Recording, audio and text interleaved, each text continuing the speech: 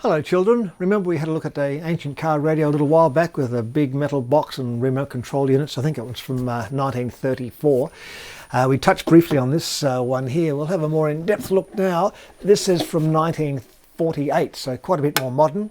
It's a ferris radio and they were renowned for incredibly solid construction and very well made and excellent electrical performance as well. Now you look at it, it's almost a solid piece of metal. It's incredibly strong. I don't know even how you get inside it. It's built like a battleship. These were meant to fit in a special cradle under your dashboard. You'd need a pretty solid car. I don't think they'd be fitting in a Morris Minor. But yeah, they had a few features, so it's quite a complete unit with a speaker, so just plug in, and it could also run on 6 volts from your car, as most cars were then.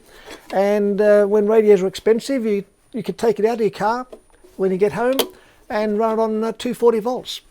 So it was a dual purpose set and very useful for that sort of, if you want to economise on the number of radios you had.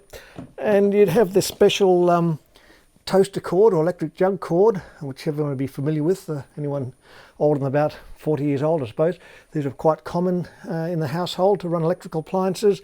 You plug it in there, a special cloth covered wire, and you could run it on the mains.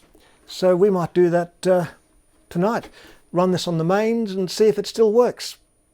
Now before I plug this in, I don't just willy-nilly plug old stuff or unknown things into the PowerPoint. It might go bang or blow a fuse.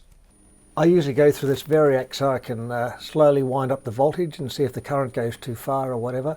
Slowly form the electrolytics and stuff. But if I don't use this, I at least use this lead, which has got an incandescent bulbasaur wired in series with the mains plug. So the worst thing can happen if there's a short or it takes too much current is the bulbous lights up. I'll ug it in and see what happens. It goes bang or not, or lights up the bulbies. Nothing. Oh, it's not turned on. Hang on. 240 volts.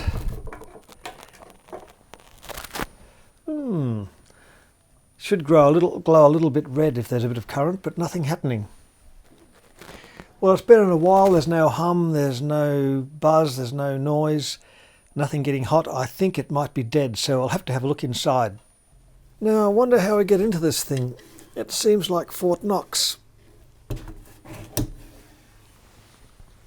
Right. Speaker comes out. Have a look inside. Oh, well, I guess that's sort of a start. We'll have to take the knobbies off.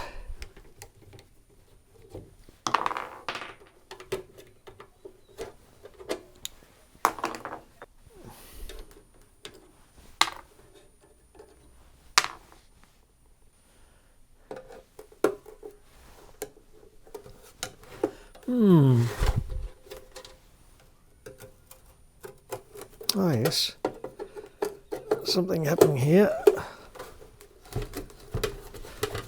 Oh. Now I wonder how I get the chassis out. It seems to be very well stuck in there. Oh, I see.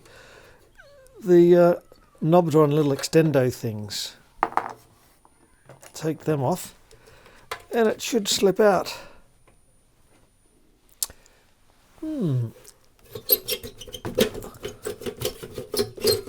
Ah, there we are.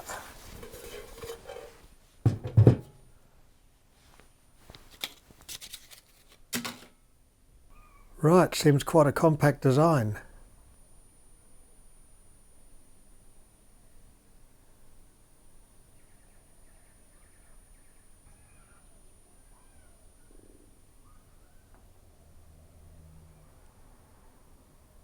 There's all the power supply stuff. I would say they're the RF, aerial and oscillator coils.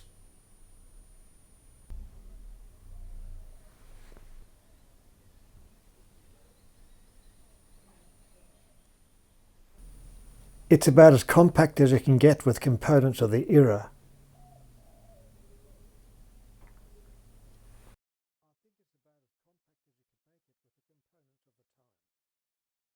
There's a 6X5 in the power supply section, so probably the vibromatic wasn't a synchronous one. The vibrator is missing unfortunately, so he won't be able to test it on 6 volts, and all my spare vibrators won't fit that socket.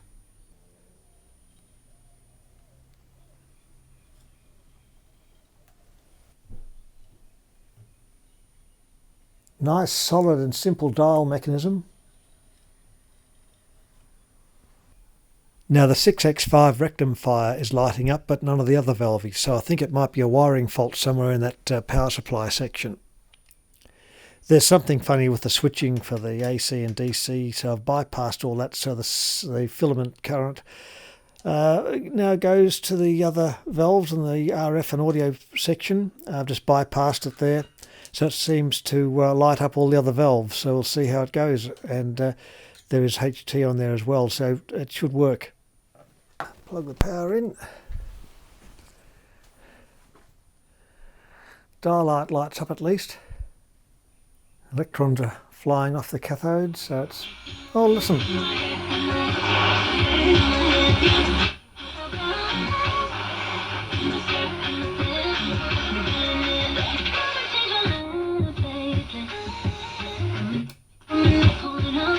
Well, what do you know? I just as well.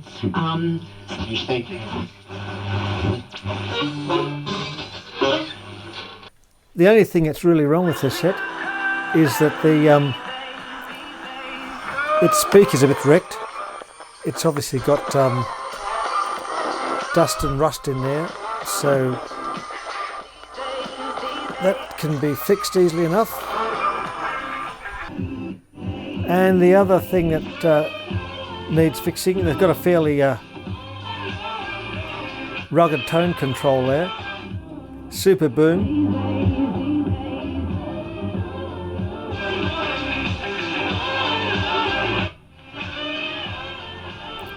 The other thing wrong with it is the filter capacitor. I've put another one across there, because if you take it off, there's quite a bit of hum. So the electrolytic's gone dry, but that's no problems. Just stick another one across. Plenty of those, so it's working pretty much like it was meant to work.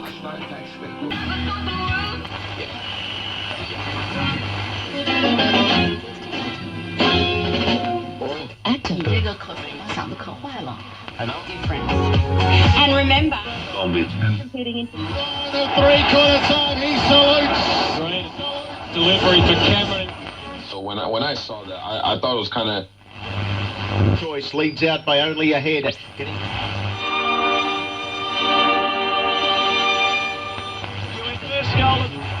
get back. Well, it sounds okay on an external speaker, so I'll fix up its own speaker, put a new speaker in there, fix up the capacitor, and basically put it in the box and see how it sounds and works as a unit. Right, we've put it all back together and we've found a speaker to put in the hole, not quite the right one, but it seems to be working okay. You have had a number of changes to the roster in the off-season. Sounds very good. Yeah. Was she safer once she got off the streets and into a refuge? Wasn't actually, which was really interesting because then he knew where she was all the time. Okay. But I mean, you could buy one for like $20,000. Yeah. At the age of 30, that your lungs would almost kind of regenerate, that would rebuild. Now, I have no idea if that's true or not, but it certainly gave me... Baby, sing it with me. Oh, yeah. Okay, we had a listen to that radio, 1948. We had a listen to another video from 1934, and they all sound better than the car radios you find today. I can't see why AM car radios just sound terribly muffled. There's nothing above about 3 kc. I think it's a concerted effort to make AM sound so crap that people won't listen to it, and they can eventually close it down or something like that. Maybe it's a conspiracy theory, I don't know, but it does seem the way, because a lot of modern cars you switch to AM, it's just a total muffle. And there's no reason for that, because the stations are transmitting to 9kc audio response. It should sound fantastic, very little different to FM. But the radios are all crap. In the 40s and 50s, a lot of good radios had a bandwidth switch. You could switch from wide to narrow, so if you're listening to the local station, you could tune to 7, 8, 9, 10kc bandwidth, listen to it in hi-fi. If there was noise or want to listen to a regional station, you switch it down to a lower bandwidth, which is a good idea. But now they're all stuck on about 3kc. It's really less than telephone quality, and often very hard to understand. So there we are. We have a nice dial of all the Melbourne stations that were around in 1948. In fact, most of them are still there. They've changed their names somewhat and moved up and down the dial a bit over the time, but basically it's the same sort of dial we had back then. 3AK is now an Aboriginal station, 3KND, 3XY is a Greek station.